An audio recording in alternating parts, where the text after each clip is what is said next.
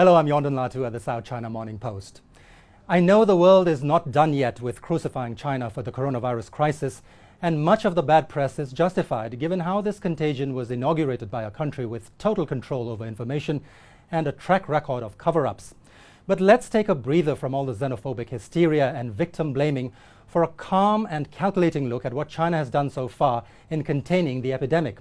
We need to understand how the dynamics have changed and why the time has come for other countries to snap out of the Schadenfreude and realize they cannot afford to throw stones anymore while living in glass houses.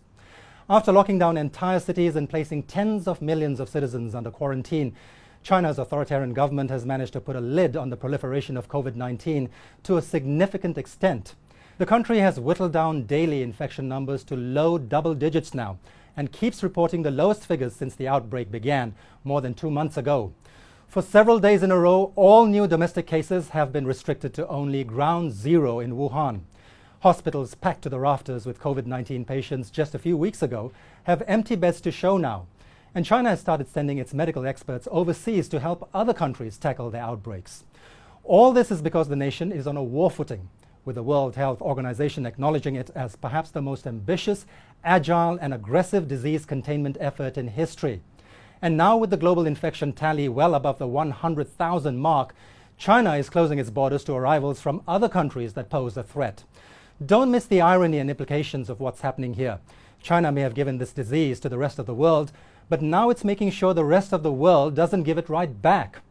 And why not, considering how complacent so many countries have been, to their detriment. Look what's happened to Italy.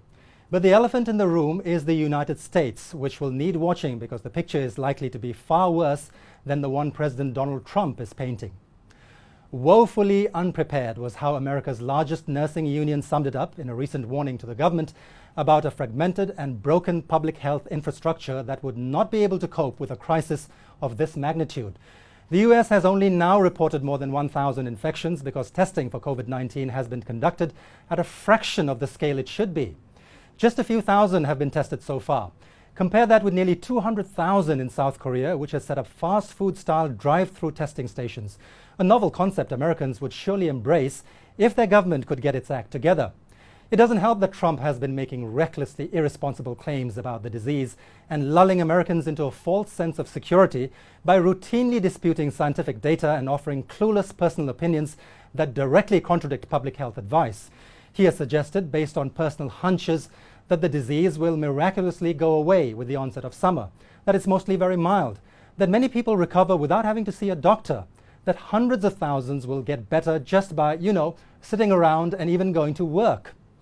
Trump has been criticized for treating the epidemic as more of an obstacle to his re-election campaign than a wider threat to humanity, but that may well provide the jumper cables required to get him moving. He cares deeply about the stock market, to which he has tied his political fortunes, so it's in his own interest to fight whatever is hurting it. And of course he cares about his own health, being a germaphobe. So self-preservation means doing what it takes to wipe out the scourge that is threatening to take away everything he holds dear. Otherwise, it may soon be time for countries to start shutting out Americans trying to come in. Here in Hong Kong, remember how militant we've been about closing our borders to mainland Chinese citizens? And how some restaurants even refuse to serve them because they may be infected? Well, if the outbreak in the US explodes to the extent that America becomes a clear and present danger to the rest of the world, are we going to be as xenophobic towards American arrivals? No. As long as they're not Chinese, it's okay. Oh, all right then. Thanks for watching.